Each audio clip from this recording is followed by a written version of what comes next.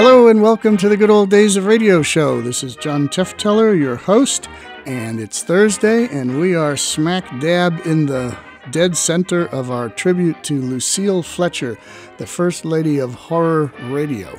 As I have pointed out in previous broadcasts, there were very few female radio writers. For whatever reason, there were very few, but Lucille Fletcher was one of the absolute tops, if not the top. Her specialty was kind of strange, creepy stories. We are going to hear what is considered her masterpiece and her most famous of all programs today, Sorry Wrong Number. Sorry Wrong Number was done multiple times on radio. The one we're going to present today is the second version of it, from February 24th, 1944. And we have as our special guest on the Good Old Days of Radio show for this particular series, Mr. Donald Ramlow, who was a friend later in life of Lucille Fletcher, and he always has some fun and interesting things to talk about and tell us about. What do you have for this particular show, Don? Well, in this particular case, she shared with others, Lucille had a bad experience one time when she was out shopping and dealing with somebody in the store. So she says, well, I'm going to bring you up on a radio show. I'm going to get even with you. And so she says, I wrote her into this show just as how I felt she was. And so it was kind of her inside joke, if you will, to put this person she'd had a run-in with into this radio play. In a grocery store. Well, we don't want to give away too much of the show for those who haven't heard it yet, but maybe we can come back at the end and you can tell me how a grocery store relates to this particular episode. No problem. And also we can talk a little bit about the show itself and the fact that I get permission from the family to produce and direct a version of Sorry Wrong Number a few years back. And my experience in seeing how an audience that had never heard the play being performed and how powerful her writing skills were. Okay. For an audience member they had. So I think it's important to share that. That's a great segue into what I wanted to bring up before we play this show. There was some discussion on the internet in the last few days about this particular program. And in the discussion, which was led off by one of probably the most famous female writers about old-time radio, and this lady was suggesting that the play, or the show, Sorry Wrong Number, was so dated that a modern audience would not understand what in the world was going on, and that it wasn't a great one to showcase to people, to young people, to try to get them interested in radio. And I strongly disagree with that. As do I. Okay. But she had some interesting points in her internet posting. She was basically saying that because most young folk today use a cellular telephone, that they don't have any clue what a dial-up phone is or what a party line was or how any of that functioned back then. So before we play this show, let's educate those who are young and explain a little bit to them what's going on here so that they know. I mean, we could not do this, but I figure let's do it and see if it makes any difference to anybody. Back in the 1940s, they had rotary dial phones where you would actually take your little finger, put it in a little hole, and dial with your finger the number you wanted to dial. And so you're going to hear a whole lot of that in this program. They also had what was called party lines, in which you would share your phone line with others in the area, and there could be times when you could get connected to the same phone call at the same time as someone else was making a phone call or on the phone, and the two could cross over. It was not a common experience, but it was not totally uncommon either, and everybody alive back when the show was done certainly knew what that meant and how that could get misconstrued. Obviously, there's also operators involved in that, and I don't know if you can just dial an operator these days, but back then you pick up the phone, dial 0, and a live person would answer. Don, is there anything else we should explain to them about this before we just play it? No, not at this point in time. I think let's let the show play, let them listen to it, and then we can expand further on that when we get to the end. All right. Well, very good. This is, again, Agnes Moorehead, the great, I would almost call Agnes Moorehead the First Lady of Radio, and Lucille Fletcher the First Lady of Radio Horror, but the two of them together is just a dynamite grouping. So, this is another episode of Suspense, probably the most famous suspense show of all time, Sorry, Wrong Number.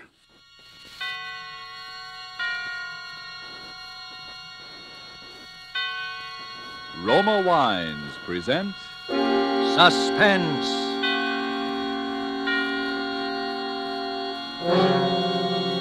Roma Wines, made in California for enjoyment throughout the world. Salud. Your health, senor.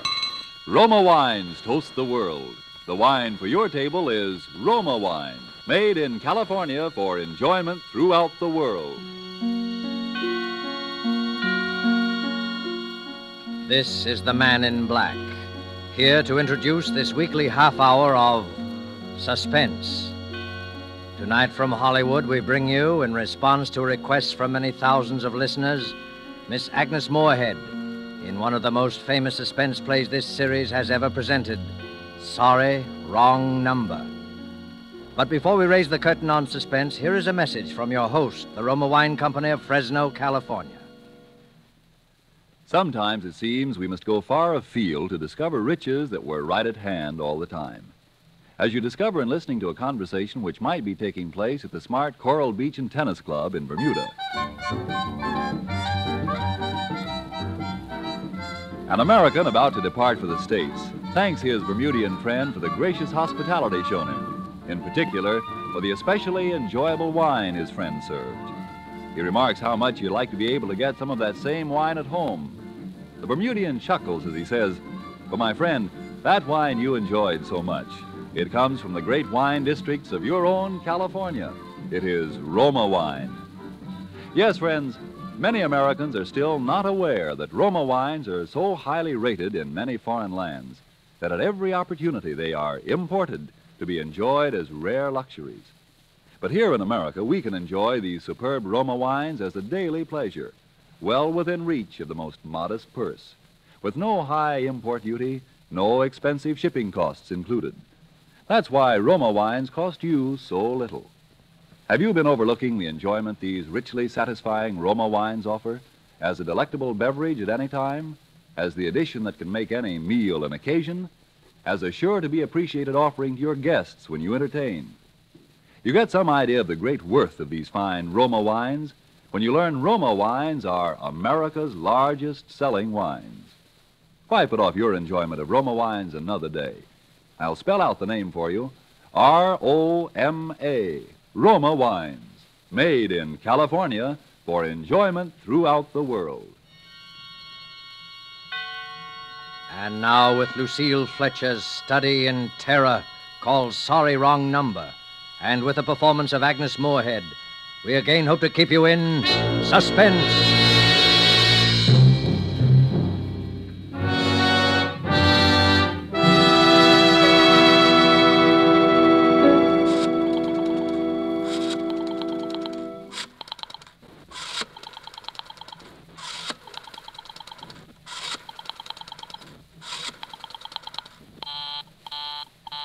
Oh, dear.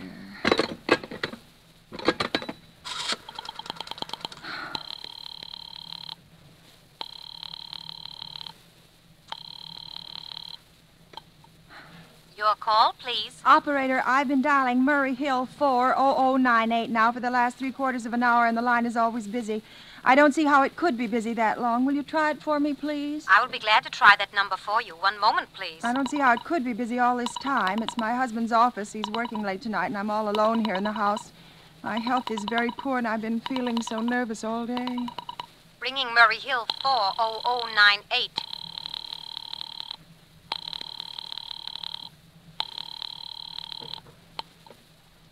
Hello? Hello? Hello, is Mr. Stevenson there? Hello? Hello? Hello. Hello? George? Yes, this is George speaking. Hello? Who's this? What number am I calling, please? I'm here with our client. Oh, good. Is everything okay? Is the coast clear for the night? Yes, George. He says the coast is clear for tonight. Okay. Where are you now? In a phone booth. Don't worry, everything's okay. Very well. You know the address. Yes, I know. Let's see now. At 11 o'clock, the private patrolman goes around to the bar on 2nd Avenue for a beer. That's right. 11 o'clock. Okay. And be sure that all the lights downstairs are out. There should be only one light visible from the street. Okay. What's that? Oh, just a minute, George. Oh, our client tells me that at 11:15, a train crosses the bridge. It makes a noise in case her window is open and she should scream. Oh, hello. What number is this, please? Okay, I understand. That's 11:15, the train, huh? Yeah. Do you remember everything else, George? Yes. I'll make it quick, as little blood as possible, because our client does not wish to make her suffer longer. That's right. You'll use a knife? Yes, a knife will be okay. Then afterwards, I remove the rings and the bracelets, and the jewelry in the bureau drawer, because our client wishes it to look like simple robbery. Huh? Don't worry, everything's okay. I know. Oh, how awful. How unspeakably awful.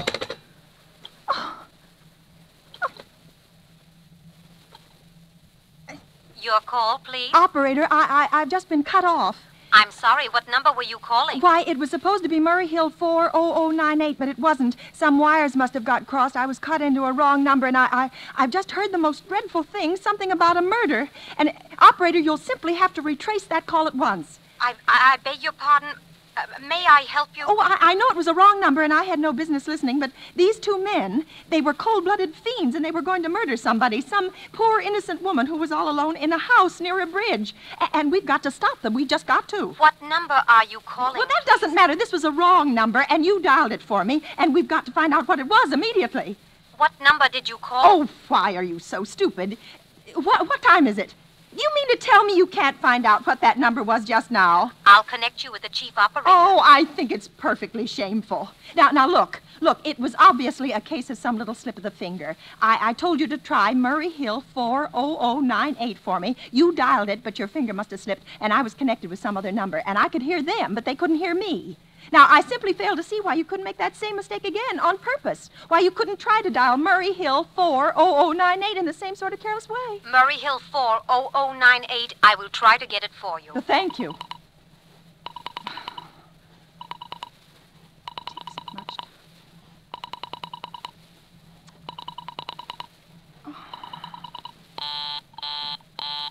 I am sorry, Murray Hill 40098 is busy. I will call you Operator! Your call, please. You didn't try to get that wrong number at all. I asked you explicitly, and all you did was dial correctly. I am sorry. What number are you calling? Well, can't you for once forget what number I'm calling and do something for me? Now, I want to trace that call. It's my civic duty, and it's your civic duty to trace that call and apprehend those dangerous killers. And if you won't... I will connect you with the chief operator. Well, please. This talk, I can't make it. How can this stand? It takes so much time. This is the chief operator. Oh, chief operator. I want you to trace a call, a telephone call, immediately. I don't know where it came from or who was making it, but it's absolutely necessary that it be tracked down because it was about a murder that someone's planning, a terrible, cold-blooded murder of a poor, innocent woman tonight at 11:15. I see. Can you trace it for me? Can you track down those men? Well, I'm not certain. It depends. Depends on what? It depends on whether the call is still going on. If it's a live call, we can trace it on the equipment. If it's been disconnected, we can't. Disconnected? If the parties have stopped talking to each other. Oh, but of course they must have stopped talking to each other by now. That was at least 5 minutes ago, and they didn't sound like the type who would make a long call. Well, I can try tracing it. May I have your name, please? Mrs. Stevenson. Mrs. Elbert Stevenson. But and listen, your telephone number, please. Plaza 32098. But if you go on wasting all Why this do you time... want this call traced, please? Why? Oh, no reason. I mean, I merely felt very strongly that something ought to be done about it. These men sounded like killers. They're dangerous. They're going to murder this woman at 11:15 tonight, and I thought the police ought to know. Have you reported this to the police? Well, no, not yet. You want this call checked purely as a private individual? Yes, but meanwhile... I'm sorry, Mrs. Stevenson, but I'm afraid we couldn't make this check for you and trace the call just on your say-so as a private individual.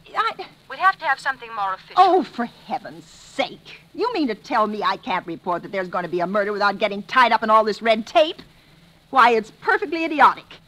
But all right, I'll call the police. Thank you. I'm sure that would be the best way to do it. It's ridiculous. Curse such nonsense. Utter nonsense. Your call, please? The police department. Get me the police department, please. Thank you. Ringing the police department.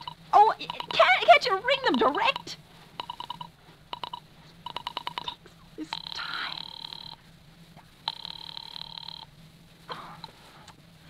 Police station, precinct 43, Sergeant Martin speaking. Police department, this is Mrs. Stevenson, Mrs. Elbert Smythe Stevenson of 53 North Sutton Place. I'm calling up to report a murder. Huh? I mean, the murder hasn't been committed yet, but I just overheard plans for it over the telephone, over a wrong number that the operator gave me. I've been trying to trace down the call myself, but everybody is so stupid, and I guess in the end you're the only people who could do anything. Yes, ma'am. It was a perfectly definite murder. I heard their plans distinctly. 2 men were talking, and they were going to murder some woman at 11:15 tonight.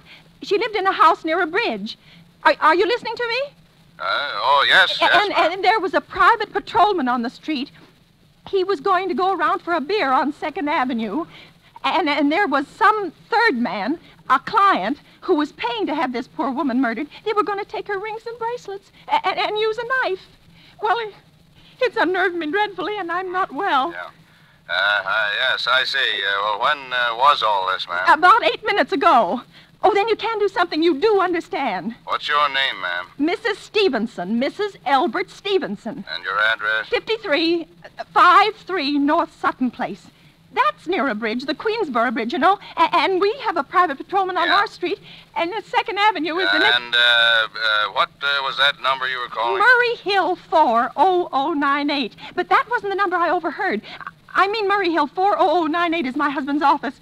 He's working late tonight, and I was trying to reach him to ask him to come home. Yeah. I'm an invalid, you know, and it's the maid's night off, and I hate to be alone, even though he says I'm perfectly safe as long as I have the telephone right beside my bed. Well, we'll look into it, Miss Stevenson, and see if we can check it with the telephone company. But the telephone company said they couldn't check the call if the parties had stopped talking. I've already taken care of that. Oh, you have? Yes, and personally, I feel you ought to do something far more immediate and drastic than just check the call. What good does checking the call do if they stop talking? By the time you track it down, they'll already have committed the murder. Well, we'll take care of it, don't you worry. I'd say the whole thing calls for a search, a complete and thorough search of the whole city. I'm very near the bridge, and I'm not far from 2nd Avenue, and I know I'd feel a whole lot better if you sent around a radio car to this neighborhood at once. Well, what makes you think the murder's going to be committed in your neighborhood, ma'am? Well, I don't know. Only the coincidence is so horrible. 2nd Avenue, the patrolman, the bridge. Yeah, well, 2nd Avenue, you know, is a very long street, ma'am, and you know how many bridges there are in the city of New York alone. Not to mention Brooklyn, Staten Island, and Queens, and the Bronx. I know all that. How do you know there isn't some little house on Staten Island, on some little 2nd Avenue you never heard about? How do you know they were even talking about New York at all? But I heard the call on the New York dialing system. Well, maybe it was a long-distance call you overheard. No. You know, telephones are funny things. Now, look, lady, why don't you look at it this way? Supposing you hadn't broken in on that telephone call. Supposing you got your husband the way you always do. You wouldn't be so upset, would you? Well, I suppose not, only it sounded so inhuman, so cold-blooded. Well, a lot of murders are plotted in this city every day, ma'am. We managed to prevent almost all of them, but a clue of this kind is so vague. There's much more use to us than no clue at all. But surely you can... Unless, of course, you have some reason for thinking this call was phony and that someone may be planning to murder you. Me? Oh, no. No, I hardly think so. I mean, why should anybody? Well, I'm alone all day and night. I see nobody except my maid Eloise. She's a big 200-pounder. Yeah. She's too lazy to bring up my breakfast tray, and the only other person is my husband Albert. He's crazy about me. He adores me. He waits on me hand and foot, and has scarcely left my side since I took sick 12 years ago. Yeah, well, then there's nothing for you to worry about. And now, if you'll just leave the rest of this to us, we'll take care of it. But what will you do? It's so late. It's nearly 11 now. We'll take care of it, lady. Well, will you broadcast it all over the city and send out squads and warn your radio cars to watch out, especially in suspicious neighborhoods like mine? Lady, I said we'd take care of it. Now, I've got a couple of other matters here on my desk that require immediate attention. So good night, ma'am, and thank you. Oh, you idiot. Oh, why did I hang up the phone like that? Now he'll think I am a fool. Oh, why doesn't Albert come home? Why doesn't he? Oh, the operator again. Oh. Your call, please. Operator, for heaven's sake, will you ring that Murray Hill 40098 number again? I can't think what's keeping him so long. I will try it for you. Oh, got me so nervous. It takes so long. Oh. I'm sorry, Murray Hill 40098 is busy. I will call I can hear it. You don't have to tell me. I know it's busy. Oh, if I could only get out of this bed for a little while. If I could get a breath of fresh air or just lean out of the window and see the street. Hello? Albert? Hello? Hello? Oh, what's the matter with his phone? Hello? Hello? Hello? Hello? Oh, for heaven's sake, who is this? Hello? Hello? Hello? What are they trying to do to me? Oh. Answer somebody. Answer somebody. Your call, please. Hello, operator. I don't know what's the matter with this telephone tonight, but it's positively driving me crazy. I've never seen such inefficient, miserable service. Now, look, I'm an invalid, and I'm very nervous, and I'm not supposed to be annoyed. But if this keeps on much longer... What seems to be the trouble, Well, please? everything's wrong. I haven't had one bit of satisfaction out of one call I've made this evening. The whole world could be murdered for all you people care, and now my phone keeps ringing and ringing and ringing and ringing every 5 seconds or so, and when I pick it up, there's no one there. I am sorry. If you will hang up, I will test it for you. I don't want you to test it for me. I want you to put that call through, whatever it is, at once. I'm afraid I cannot do that. You can't, and why? Why, may I ask? The dial system is automatic. If someone is trying to dial your number, there is no way to check whether the call is coming through the system or not, unless the person who is trying to reach you complains to his particular operator. Well, of all the stupid... And meanwhile, I've got to sit here in my bed suffering every time that phone rings, imagining everything. I will try to check the trouble for you, madam. Check it. That's all anybody can do. Oh, what's the use of talking to you? You're so stupid. I'll fix her. Volley, impudent.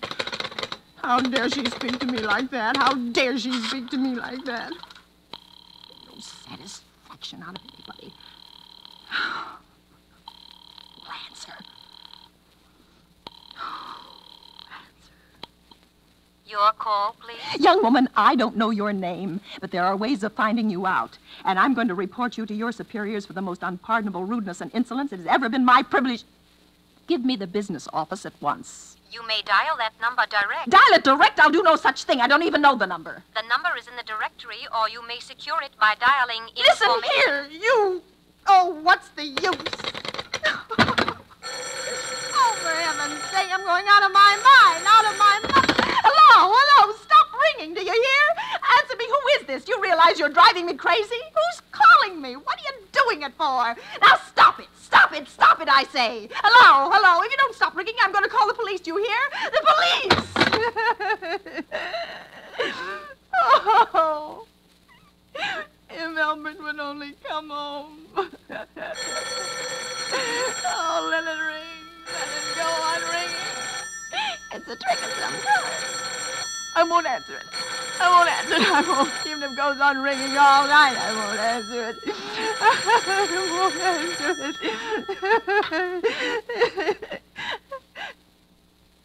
Now, what's the matter? Why do they stop ringing all of a sudden? What time is it? Where's my clock? Where is it? 5 to 11. They've decided something. They sure I'm home. They've heard my voice answering them just now. That's why they've been ringing me. Why no one is answering me. Oh. Oh, where is she? Where is she? Why doesn't she answer? Your call, please. Where were you just now? Why didn't you answer at once? Give me the police department.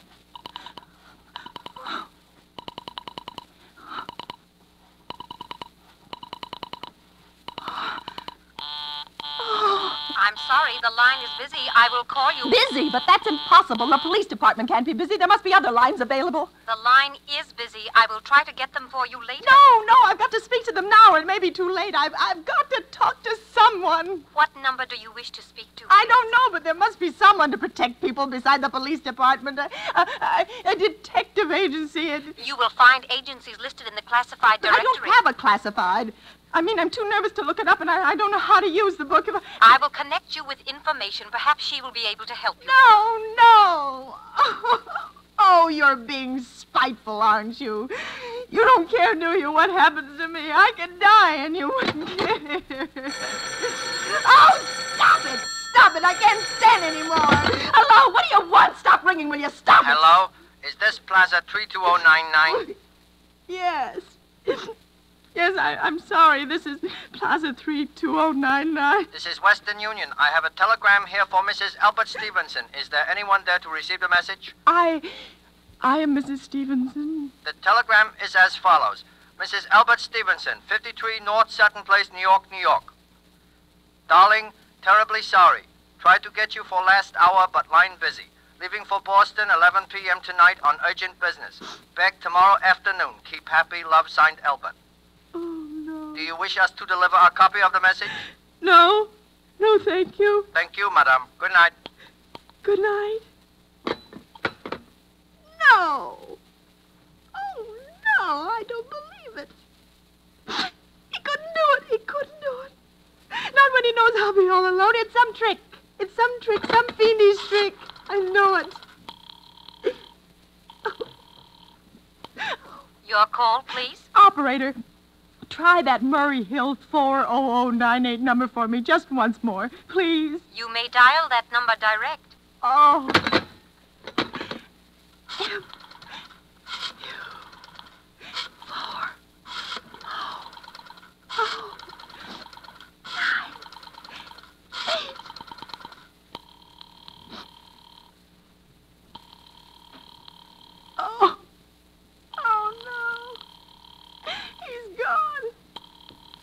Oh, Albert, how could you? How could you? Oh, but I can't be alone tonight. I can't. If I'm alone one more second, I'll go mad. I don't care what he says or what the expense is. I'm a sick woman. I'm entitled to some consideration.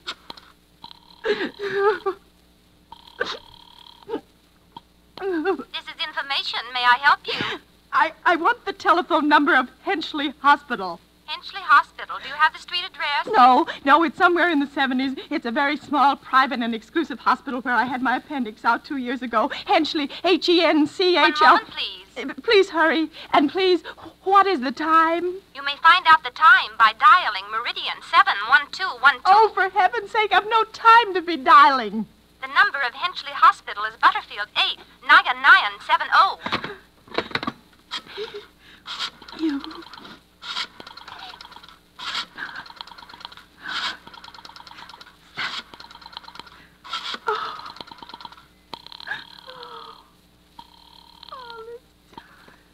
Henchley Hospital, good evening. Nurses' registry. Who was it you wished to speak to, please? I want the nurses' registry at once. I want a trained nurse. I want to hire her immediately for the night. I see.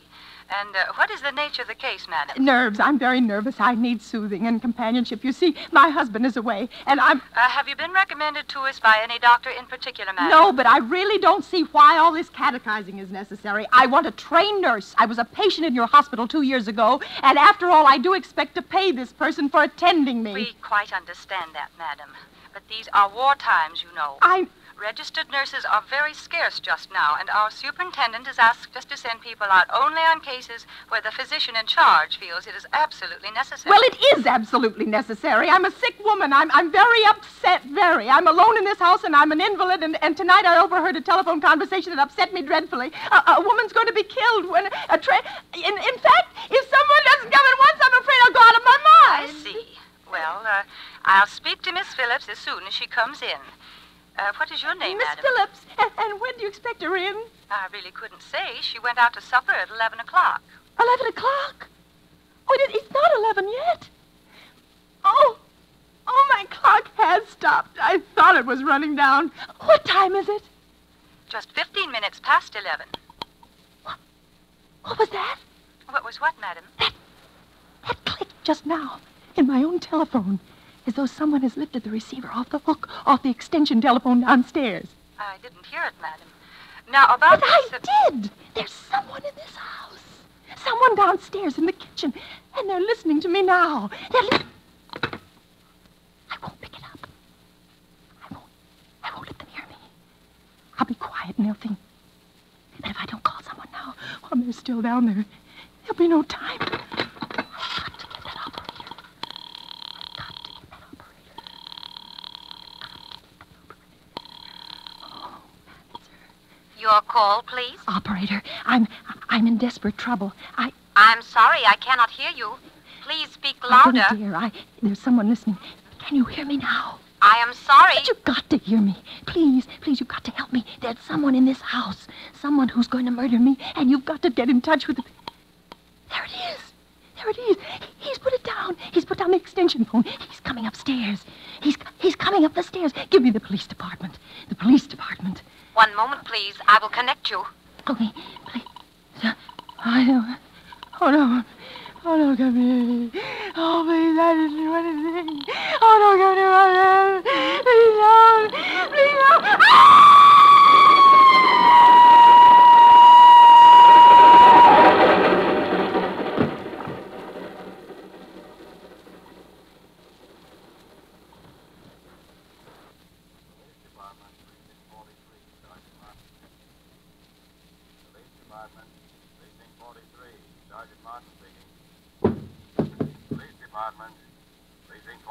Sergeant Martin speaking. Police department? Well, I'm sorry. Must have got the wrong number. Don't worry. Everything's okay.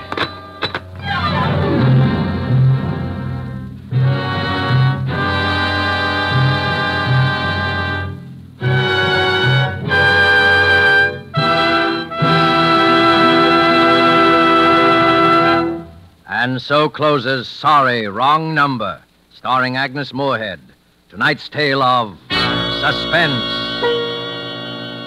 Before we tell you about next week's stars and story, Roma Wine, sponsor of these weekly suspense dramas, asks you to consider this. When entertaining guests at your home, are you able to go into your Roma wine cellar and say, which would you prefer, this delightful sherry or this sweeter, heavier port? Whichever of these or any others of the many equally fine Roma California wines you offered your guest, they would find you had poured a world of satisfaction into their glasses. If you are not one of the millions already enjoying these good Roma wines, don't put off this great treat another day. You'll be surprised at the tiny cost your Roma wine dealer will ask for such great enjoyment. Only pennies a glass by actual check. Now you can boast of your own private wine cellar, your private Roma wine cellar. And then, inspired by the great qualities of Roma wines, you will add your voice to the swelling international chorus that says, Roma wines are truly magnificent. Let me repeat the name. R-O-M-A, Roma wines. Made in California for enjoyment throughout the world. This is Agnes Moorehead. I'm always flattered and delighted when I'm asked to appear on Suspense, because I've such very great admiration for this program. I know you'll want to be listening next week, as I will, when Michelle Morgan and Philip Dorn will be your stars with George Coulouris. One more word. The attack for victory is on. You help make the victory surer and bring it sooner when you buy more war bonds. Suspense is produced and directed by William Spear. Don't forget then next Monday, same time, for Michelle Morgan, Philip Dorn, with George Coulouris in Suspense. Presented by Roma Wines, made in California for enjoyment throughout the world.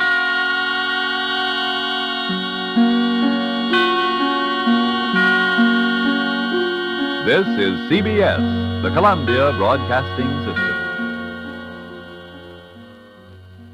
Okay. Absolute masterful performance there. Absolute masterpiece of writing. Sorry, Wrong Number, written by Lucille Fletcher from Suspense, June 1st, 1944. And we have Mr. Don Ramlow with us to tell us a little bit about it now that we've heard it. All right, Don, what do you say now?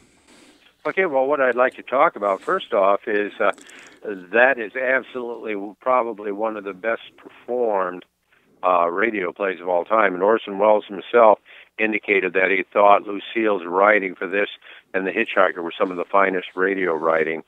Agree with Mr. Welles. Agree with Mr. Welles. No doubt about that. And then as I alluded to earlier at the beginning of this program, I had permission from Lucille's daughter, Dorothy, for my theater group here in Kalamazoo to recreate an episode of Sorry, Wrong Number. And we had a retired New York actress named Peg Smart who agreed to be in our program with our theater group. And she was absolutely top-notch, just brought everything that she needed to it. But what surprised me is I'm directing the show, and of course my back is to the audience when I'm directing. And as we're first getting started with the radio play and it's going on, I'm hearing laughter in the audience. And, of course, having seen this play many times, including directed by William N. Robeson, I'm going, why are they laughing? But then as the story got on, I realized they were laughing at the woman because they certainly had heard met similar people. But then they slowly got pulled into the story, and all of a sudden the entire room went kind of quiet. All the laughing slowly faded away after times. And when they got to the end with the big payoff, with the train going by, sorry, I must have the wrong number, there was just a brief pause, and then everybody stood up. And there were people in there that were age 10 and people that were all the way up to age 90. Every one of them gave a standing applause for the radio production and how it had went. And they all just absolutely loved the show. And I think that goes back to your point that you were making earlier, which was, the fact that some people feel that you can't enjoy it if you don't understand what radio, telephone systems are and were like back in those days. Because quite frankly, telephones were only a tool to putting this show on. There was the story itself that was so intense. This woman who was so out of control and realizing all of a sudden when she hasn't yet that she's the one that's going to get murdered. I mean, that's just incredible writing. And my audience, like I said, who ranged from all ages.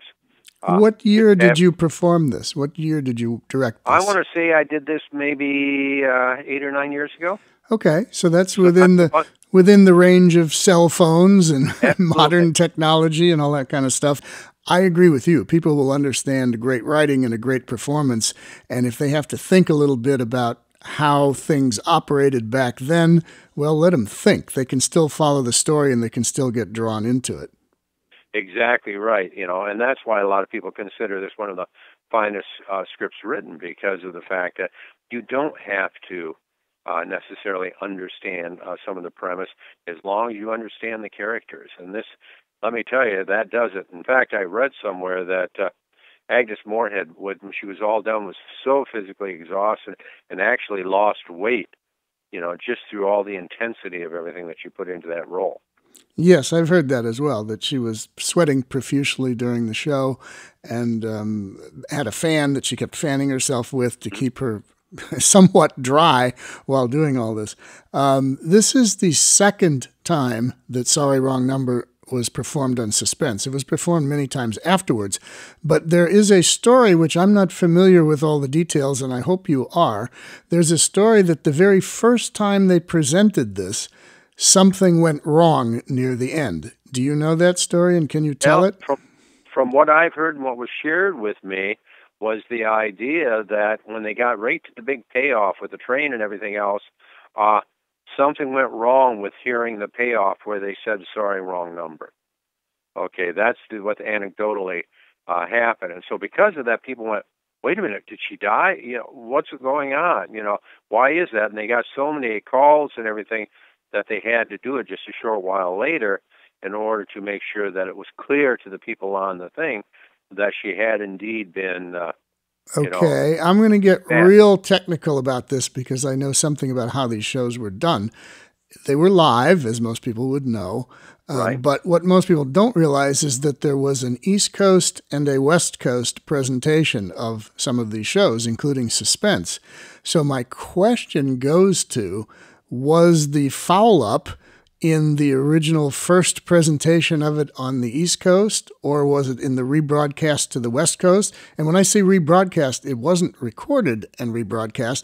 They would actually do the show for the East Coast, come in 3 hours later, and do it again for the West Coast. So when did this foul-up occur, and is there a recording of it? There should be, because all the Suspense shows were recorded, and they're all floating around out there, well, most of them. Is that out there somewhere? If it is, I would like to find it and play it on this show at some point. Yeah, I agree with you. I personally have not yet heard an episode with the botch ending. I've heard the corrected one. And like you mentioned, there were 2 performances done of these shows. Sometimes, as my research and working with Joe Webb and other people who are big Suspense fans, sometimes there was even a couple of different versions edited up, depending on whether they're going all the way out to the islands or whatever. So we've discovered that besides the 2, sometimes there were even additional ones. I have yet to hear the episode with the actual mistake. Everything that I've seen with dates on it still have the corrected ending where I can definitely tell what happened. Okay, so my suspicion... My suspicion then would be that it was the very first performance of the East Coast feed, and it got screwed up. They certainly wouldn't screw it up for the West Coast 3 hours later, so perhaps the recording from that date, that is in 1943, that date that survives is indeed the West Coast recording, and there is no foul-up, so that's why we've never heard it. Exactly correct, because I've looked for it myself, and I've listened to a lot of different versions of the same shows on things, and I've yet to hear that particular one. So I will also keep my ears open, so to speak, to see if we ever come across that, because that would be something fun for you to have on your show, no doubt about it. Yeah, also for people listening to that, if you recognized the voice of the killer, you might have recognized the voice of the killer. It was Hans Conried, who was the voice of a million radio roles and cartoons and whatever else, all throughout the 40s, 50s, 60s, and into the 70s. Right.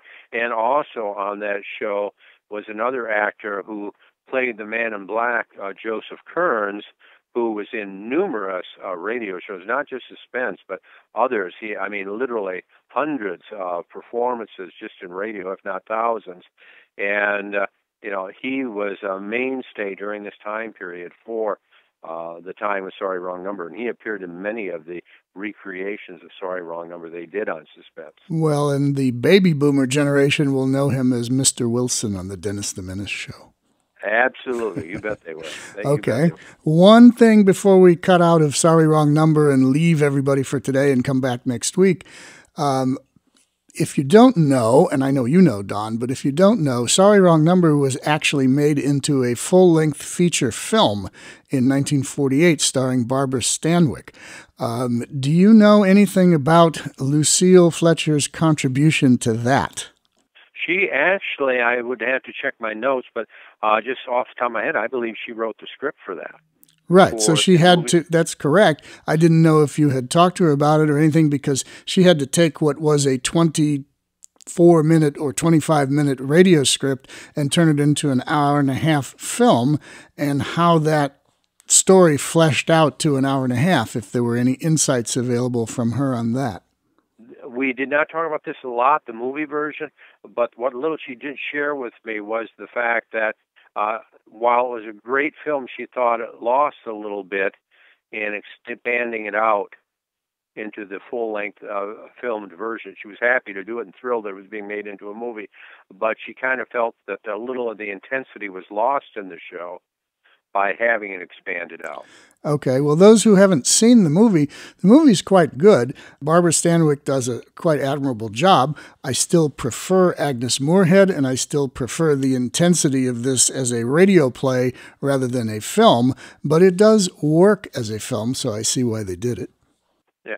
Now, what you may not realize or haven't noticed is they also did it as a television film in the 1980s with Lonnie Anderson in the lead role. Oh, no.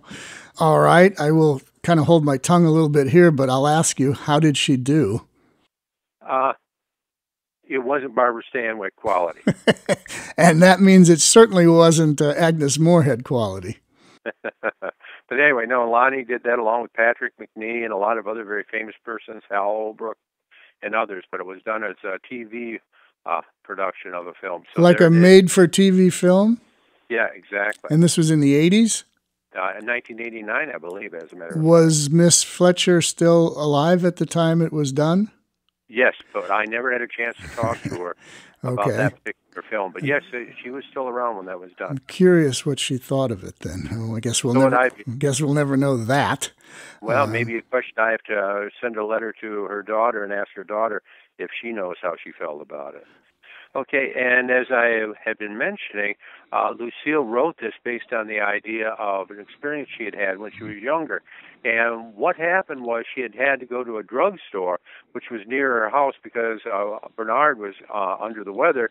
And when she started talking with her pharmacist, the woman got very impatient in the line and just started whining and kind of becoming very irritated. So after she left, she said, I'm going to write a script about this. And that's how she got her story. So the script has nothing really to do with the drugstore, but more of a kind of a whiny lady who was in front of her in line. Exactly correct.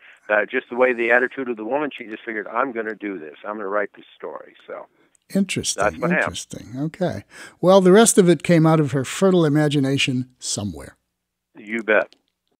All right. Well, Don Ramlow, thank you for being with us again. I know you'll be back for the next few shows as well. This is John Tefteller in the Good Old Days of Radio show. You heard probably, it doesn't get much better radio than what you heard here today. So take this one, let your friends hear it.